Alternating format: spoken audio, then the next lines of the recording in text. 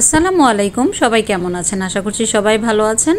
আলহামদুলিল্লাহ, আল্লাহ তাআলার অশেষ রহমতে আমরাও ভালো আছি। দূরে এবং কাছের, দেশ এবং দেশের বাইরে যে যেখান থেকে আমার ভিডিওটি দেখছেন, সবাইকে জানাই আন্তরিক ভালোবাসা ও শুভেচ্ছা। সকালবেলা খালি পেটে একটু বেলের শরবত খেয়ে নিচ্ছি। আর খালি পেটে বেলের শরবত খেলে তো পেটের জন্য অনেক উপকারী। আসলে শীতকালে হয় কি যে এইসব শরবত এই ধরনের খাবারগুলো খেতে ইচ্ছে করে না, শুধু গরম গরম চা বা কফি এগুলোই ভালো লাগে। তারপরও বেলটা অনেক বড় ছিল, আব্বু নিয়ে এসেছিল আর কি, তো বেলের শরবত করে রেখেছিলাম, তো সেটাই এখন খেয়ে নিচ্ছি। সকালবেলা রান্নাঘরে ঢুকে দেখি দুধের জারে দুধ আর চিনির জারে চিনি শেষ হয়ে গিয়েছে, তো একটু দুধ আর চিনি এখন জারের মধ্যে ভরে নেব। সকালবেলা টুকটাক কাজ করতে করতে কিন্তু সকালটা যে শুরু হয় একদম দুপুর পর্যন্ত কাজ চলতে থাকে। কাজের কিন্তু কোনো কমতি নেই গৃহিণীদের, সংসার যত ছোটই হোক কাজকর্ম থেকেই যায়। আর আপনি যদি একটু গুছানো পরিষ্কার থাকতে চান তাহলে আপনার কাজকর্ম আপনার পিছু ছাড়বে না, এটাই নিয়ম। সংসার জগতে দেখা গিয়েছে যে প্রতিনিয়ত আপনার কাজ কর্ম দায়িত্ব থেকেই যাবে। এখন না সব থেকে বেশি আমার সব কাজের মধ্যে বিরক্ত লাগে কি জানেন? এখন সব থেকে বেশি বিরক্ত লাগে আমার কোনো কাগজপত্রের যদি কোনো কাজ করতে হয়, সেটা আমার অনেক বিরক্ত লাগে। দুপুরের জন্য এখানে ভাত রান্না করে ফেলেছি, আর আজকে রান্না করব একটু ডিম দিয়ে, একটু বড়ি দিয়ে রান্না করব, আর একটু ডাউলের ভর্তা করব। তো মেয়ে অনেক দিন ধরেই বলছিল যে বড়ি দিয়ে ডিম দিয়ে খাবে, ওদের মানে ওর দাদার বাড়িতে এই খাবারটা অনেক বেশি ফেমাস আর কি। আমাদের এদিকে তো তেমন একটা এই খাবারের প্রচলন নাই, খায় না বললেই চলে। আমাদের কাছেও মোটামুটি ভালো লাগে, তো ওরা আবার অনেক পছন্দ করে, তো সেই কারণে একটু রান্না করে দিচ্ছি। আর এখানে ডাউল ভর্তার জন্য ডাউলটা সিদ্ধ বসিয়ে দিয়েছি, কাঁচা মরিচ একটু লবণ দিয়েছি আর একটু তেল দিয়েছি। এখন ডাউলটা সিদ্ধ হতে থাকুক, ওইদিকে আমি বড়ির তরকারিটা রান্না করে নিচ্ছি। আর ডাউলের কালারটা সুন্দর হওয়ার জন্য সামান্য পরিমাণ একটু হলুদ দিয়েছি, একদম পরিমাণে সামান্য। এখন আমি মরিচগুলো ভেজে নিচ্ছি, মরিচ আর ডিমটা আগে তেলে ভেজে তারপর তরকারিটা বসাবো। অনেক সময় হয় কি যে রান্না বান্না করতে গেলে অনেকগুলো হাঁড়ি পাতিল না নামিয়ে সিরিয়াল অনুযায়ী যদি রান্না করা যায় তাহলে একটা কড়াইতেই রান্না কমপ্লিট হয়ে যায়। তো এই তো এখানে ডিমগুলো একদম হালকা করে ভেজে নিয়েছি। ডিমটা হালকা করে ভেজে তারপরে এখন বড়িগুলো ভেজে নিচ্ছি। বড়িগুলো তেলে একদম কম আঁচে সুন্দরভাবে তেলের মধ্যে টালা টালা করে ভেজে নেবেন, তাহলে খেতে অনেক টেস্টি হয়। বড়ির ভাজার মধ্যেই কিন্তু বড়ির স্বাদ অনেকটা নির্ভর করে। তো বড়িটা আমি একটু লালচে লালচে করে ভেজে তারপর তুলে নিব। এই বড়িটা সাধারণত তৈরি হয় মাসকলাইয়ের কাঁচা ডাউল দিয়ে, সাথে পেঁয়াজ দেয়, কচু দেয়, মূলা দেয়, মানে এক একজন এক এক ধরনের পদ্ধতিতে বানায়, আমি যতটুকু দেখেছি আর কি। আর এটা বানানোর অনেক নিয়ম আছে, একদম পরিষ্কার হয়ে তারপর আপনার এটা তৈরি করতে হয়। আর চকচকে রোদে যেদিন আপনার তৈরি করে সেদিন একদম চকচকে রোদে দিতে হয়, নাইলে বড়ি সুন্দর হয় না। আর এক একজনের বড়ির হাতের স্বাদ, বড়িটা কিন্তু অন্যরকম, মানে বড়ি তৈরির ক্ষেত্রেও অনেক ধরনের নিয়ম আছে, অনেক প্রসেস আছে আর কি। তো আমাদের এদিকে যদি এটার প্রচলন থাকতো তাহলে এটা নিয়ে হয়তো ওইভাবে ভিডিও দেওয়া যেত আর কি। আর এই বড়িটা সাধারণত অনেকে বড় মাছ দিয়ে রান্না করে, তারপর ডিম দিয়েও রান্না করে, আর ফুলকপি, আলু, রুই মাছ এরকম তরকারিগুলো দিয়ে আর কি রান্না করতে দেখেছি। আর ভাজিতেও দিতে দেখেছি আমি, ওর দাদু বাড়িতে পালং শাক, তারপর মূলার মধ্যে মূলা তরকারিও রান্না করে চিংড়ি মাছ দিয়ে, তারপর বড়ি দিয়ে মূলা তরকারি ভালোই হয় খেতে, খারাপ হয় না। তো ওর দাদুর বাড়ির হাতের রান্নাগুলো না, এসব রান্নাগুলো আমার কাছে ভালো লাগে। আমরা তো আর তেমন একটা এক্সপার্ট না, তারপরও আমি বাচ্চারা যখন খেতে চাই একটু একটু তো দেখেছি, চেষ্টা করি ওর দাদুর বাড়ির মতন করে রান্না করে দেওয়ার জন্য। তো প্রথমে এখানে আমি একটু গরম মশলা দিয়ে পেঁয়াজটা ভাজা ভাজা করে নিয়েছি, একটু আদা রসুন বাটা দিয়ে, তারপর হলুদ মরিচ ধনিয়া একটু জিরার গুঁড়া দিয়েছি। এখন বড়ি দিয়ে ডিমটা সামান্য কিছুক্ষণ কষিয়ে অল্প পরিমাণে ঝোল দিয়ে দিব। আর এই বড়ি কিন্তু অনেকটা ঝোল টেনে নেয়, আপনারা সেই বুঝে পরিমাণে ঝোল দিবেন আর কি। তো এমন পরিমাণে ঝোল দিতে হবে যেন বড়িটাও সুন্দরভাবে রান্নার পাশাপাশি সিদ্ধ হয়ে যায়। বেশি তেলতেলা ঝোল হলে আবার খেতে ভালো লাগবে না, তো সেই কারণে আমি অল্প পরিমাণেই ঝোল দিয়েছি। এদিকে তো আমার ডাউলটা প্রায় সিদ্ধ হয়ে গিয়েছে, যে কাঁচামরিচগুলো দিয়েছিলাম সেগুলো এখন ভেঙে ভেঙে দিব। সুন্দর একটা ফ্লেভার বের হচ্ছে কিন্তু কাঁচামরিচ দেওয়ার কারণে। আর নামানোর আগে সামান্য পরিমাণ একটু ধনিয়া পাতা দিয়ে নামাবো। ইচ্ছে করলে শুধু না, আপনারা ডাউলটা এভাবেও খেতে পারেন, একটু কাঁচা সরিষার তেল দিয়ে ভাত দিয়ে খেলে অনেক ভালো লাগে। আমি তো আজকে ভর্তা তৈরি করব, তো ভর্তার জন্য আমি এখানে একটু ভালোভাবে ডাউলটা এখন শুকিয়ে নিব। পানির পরিমাণটা মনে হয় আর একটু কম দিলে ভালো হতো, তারপরও এখন একটু ভালোভাবে শুকিয়ে নিলেই হয়ে যাবে। ডাউলটা তো এখানে আমি ভালোভাবে শুকিয়ে নিয়েছি। এখন যে মরিচ ডালাটা করে নিয়েছিলাম, মরিচ ডালা, পেঁয়াজ, একটু লবণ আর মরিচ ডালার সাথে যে অয়েলটা ছিল সেই অয়েলটা থেকে একটু অয়েল দিয়ে দিয়েছি, একটু ধনিয়া পাতা দিয়েছি। এখন আমি ভালোভাবে এটা আগে মেখে নিব, মরিচটা ভালোভাবে ভেঙে। এইটার মাখার মধ্যেই কিন্তু ভর্তার আসল স্বাদ। এই মাখাটা যদি আপনার টেস্ট হয় তাহলে যে কোনো ভর্তাই স্বাদ হবে। তো এটা ভালোভাবে মেখে তারপর আমি ডাউলটা মিশিয়ে নিব। ডাউলের মধ্যে যে কাঁচা মরিচগুলো দিয়েছিলাম সেগুলো একটু ভেঙে ভেঙে দিব আর কি। আপনাদের সাথে গল্প করতে করতে কিন্তু এদিকে আমার দুটো রান্না বান্নাই প্রায় শেষের দিকে। এই তো আমি ডাউল ভর্তাটা তৈরি করে ফেলেছি। এখন বড়ি তরকারিটার উপরে একটু কাঁচা মরিচ, একটু জিরার গুঁড়া আর ধনিয়া পাতা দিয়ে নামিয়ে নেব। আমার ভিডিওটি এখনও পর্যন্ত যারা কন্টিনিউ করছেন, প্লিজ ভিডিওটিতে একটি লাইক দিয়ে কন্টিনিউ করবেন, তাহলে আপনাদের মতো অসংখ্য প্রিয় ভাই বোনের কাছে আমার ভিডিওটি পৌঁছে যাবে। চাইলে আপনার সুন্দর কমেন্টসের মাধ্যমে জানাতে পারেন আমার ভিডিওগুলো আপনাদের কাছে কেমন লাগে। আমার ভিডিওগুলো যদি আপনাদের কাছে ভালো লেগে থাকে, চাইলে আমার চ্যানেলটি সাবস্ক্রাইব করে বন্ধু হয়ে আমার পাশে থাকতে পারেন। পাশে থাকা বেল বাটনটি প্রেস করে দিলে আপনাদের কাছে সময় মতো নোটিফিকেশন পৌঁছে যাবে আমার ভিডিও দেওয়া মাত্র।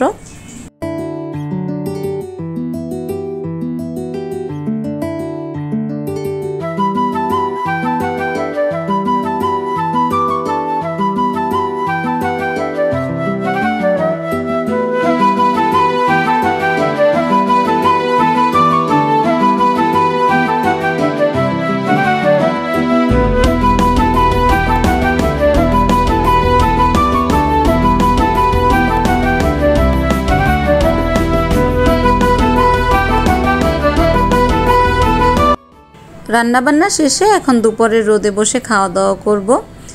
শীত এসেছে পর থেকেই কিন্তু টেবিলে আর তেমন একটা খাওয়া দাওয়া করা হয় না। দেখা যায় দুপুর টাইমে আমার জানলার পাশে যে রোদটা আসে, খাটে বসেই আমি খাওয়া দাওয়া করার চেষ্টা করি। অনেক সময় দেখা যায় কাজকর্ম শেষ হয়ে গেলে গোসল করে একটু বাড়ির দিকে হাঁটতে হাঁটতে চলে যাই, সবার সাথে একটু গল্প করে একটু রোদ পোহায় তারপর বাড়িতে আসি। আর অনেক সময় খাওয়ার পরেও যাই।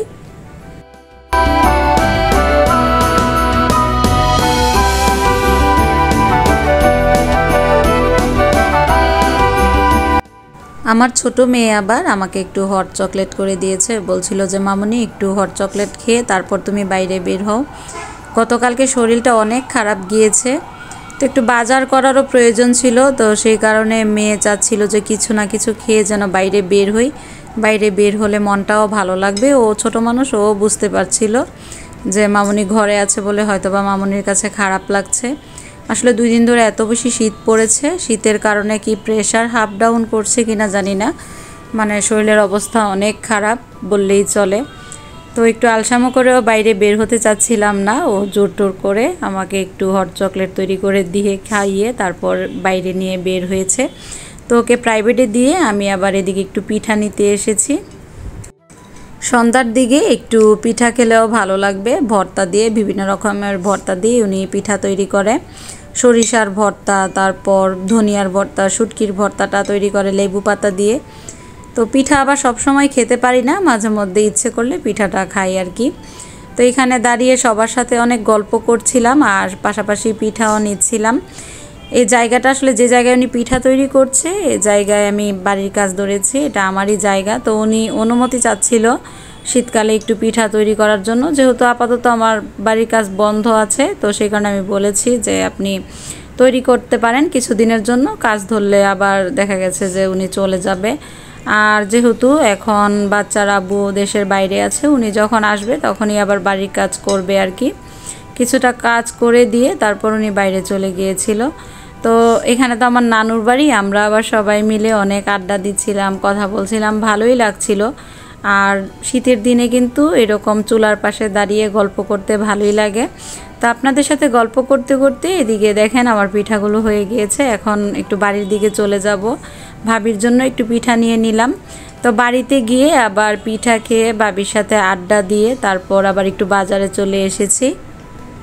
প্রচুর শীত পড়ার কারণে ইচ্ছে করছিল না যে বাজার সদাই করি, তারপরেও নিজের মনকে অনেক বুঝিয়ে তারপর বাজারের দিকে চলে এসেছি। বাজারের দিকে চলে আসার পর কিন্তু ঠিকই ভালো লাগছিল। এখানে মানুষজন কেনাকাটা করতে গিয়ে কখন যে সময় কেটে গেছে বলতেই পারি না। শীতের কথা তো প্রায় ভুলেই গিয়েছি। তো এখান থেকে মোটামুটি শীতের শাকসবজি এখন সব কিছু কেনাকাটা করে তারপর বাসার দিকে যাব আর কি। আমার ভিডিওতে আমি চেষ্টা করি আমার প্রতিদিনের রান্না বান্না, আমার ঘরের কাজকর্ম, আমার ডেইলি লাইফস্টাইলগুলোই শেয়ার করার জন্য। আশা করছি যে ভিডিওগুলো আপনাদের কাছে ভালো লাগবে। তো এই দিকটা না হাঁটতে হাঁটতে আবার একটু আপনার সামনে একটা নার্সারি আছে, এর আগে একটা ভিডিওতে আপনাদের সাথে শেয়ার করেছিলাম। তো ইচ্ছে করছিল যে একটু নার্সারির দিকেও যাই, আমার মনটা কিন্তু ওইখানেই পড়ে রয়েছে। তো আমার বোন আবার আমার সাথে এসেছিল আর কি। তো উনি আবার বলছিল যে তুই এইসব কেনাকাটা করবি, আগে থেকে বলবি না যে তুই গাছ কিনবি। তো আমি বলছিলাম যে না, রাত্র হয়ে গিয়েছে, যাব কি যাব না, পরে দেখি যে না, নার্সারিতে লাইট আছে, মানুষজনও আছে। তো এখান থেকে কিছু কেনাকাটা করে তারপর নার্সারির দিকে আবার চলে গিয়েছি। সত্যি কথা বলতে কি, নার্সারি দেখতেই আমার অনেক ভালো লাগে। গাছ কিনি না কিনি, গাছের প্রতি না আলাদা একটা ভালোবাসা আমার।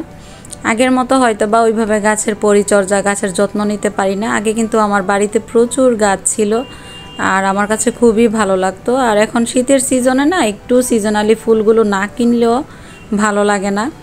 তো রাত্র করে কিন্তু তেমন একটা অন্ধকারের কারণে আপনাদের সাথে ভালোভাবে শেয়ার করতে পারছিলাম না।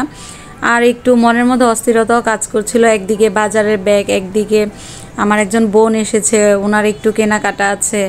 তো আমি কি ফুল গাছই দেখবো না বাজারে ব্যাগ ধরবো, তো এইসব চিন্তা ভাবনা করে তারপরে একটু একটু করে আপনাদের সাথে শেয়ার করছি। হয়তো বা ভিডিওতে একটু ঘোলা আসলেও আসতে পারে, লাইট ছাড়া তো ভিডিও তেমন একটা ভালো হয় না।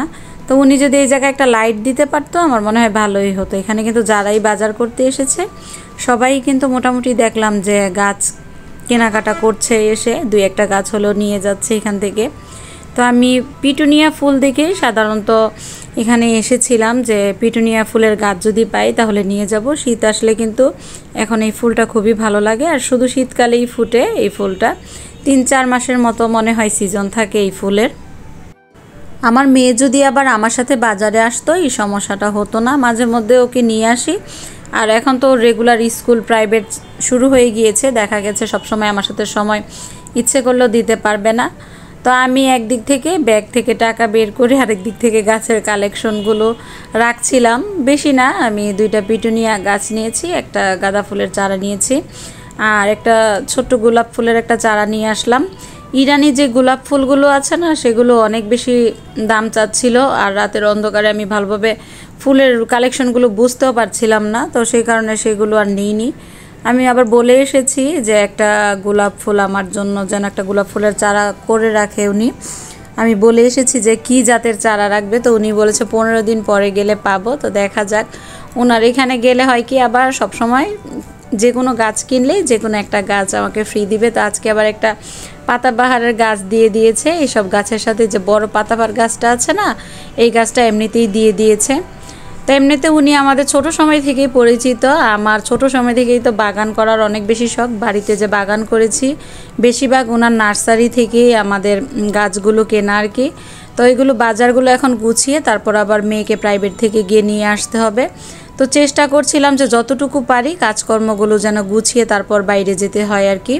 কারণ বাইরে থেকে আসলে কিন্তু দেখা গিয়েছে ঘরের মধ্যে আসলে তখন আর কাজ করতে ইচ্ছে করে না, তখন মনে হয় যে না, বসে আগে একটু রেস্ট নিয়ে নিই। অন্ধকারের মধ্যে 2টা গাছ লাগিয়ে দিয়েছি বারান্দার মধ্যে। বারান্দার মধ্যে না অনেকগুলো কাপড় নাড়াতে আমি ভালোভাবে স্পেস পাচ্ছিলাম না বসে যে একটু আপনার গাছগুলো সুন্দর করে লাগাবো। তো গোলাপ ফুলের যে গাছটা আছে সেটার জন্য একটা টব জোগাড় করতে হবে আর কি। আর এখানে গাঁদা ফুলের গাছটাও লাগিয়ে দিয়েছি। এই তো শীত যতদিন আছে ততদিন এই ফুলগুলোর দেখা পাবো। শীত চলে গেলে তো অতিথির মতন এই গাছগুলো চলে যাবে, ফুলগুলো থাকবে না আর কি। তো গোলাপ গাছটা দেখি কালকে একটু স্পেস করে তারপর লাগানোর চেষ্টা করব, আর এই পাতাবাহারের গাছটা। তো আপনাদের সাথে গল্প করতে করতে কিন্তু আমি আমার মেয়েকে আবার প্রাইভেট থেকে নিয়ে এসেছি। তো আমরা আবার একটু বাইরে থেকে এসে তারপর একটু রেস্ট নিয়ে এখন সবজিগুলো সুন্দরভাবে গুছিয়ে নিচ্ছি। তো এখন মটরশুঁটিগুলো না সুন্দরভাবে বেছে তারপর একটু ধুয়ে ডিপ করে রেখে দিব, আর ক্যাপসিকামগুলো কেটে রেখে দিব, পাশাপাশি যে ব্রকলি এনেছি। তো এগুলো এভাবে রেখে দিলে হয় কি কালারটাও সুন্দর থাকে, যখন ইচ্ছা তখন একটু নুডলস বা একটু ফ্রাইড রাইস যাই করি না কেন সুন্দরভাবে দেওয়া যায়। তো আমার মেয়ে আবার আমাকে এখানে কাটাকাটিতে একটু হেল্প করছিল। মা মেয়েরা গল্প করতে করতে কাজগুলো গুছিয়ে নিলাম। আজকের ভিডিওটি এ পর্যন্তই ছিল। আশা করছি ভিডিওটি আপনাদের কাছে ভালো লেগেছে। সবার সুস্থতা ও মঙ্গল কামনা করে আজকের মতো ভিডিওটি শেষ করছি। সবাই সুস্থ থাকবেন, ভালো থাকবেন। আল্লাহ হাফেজ।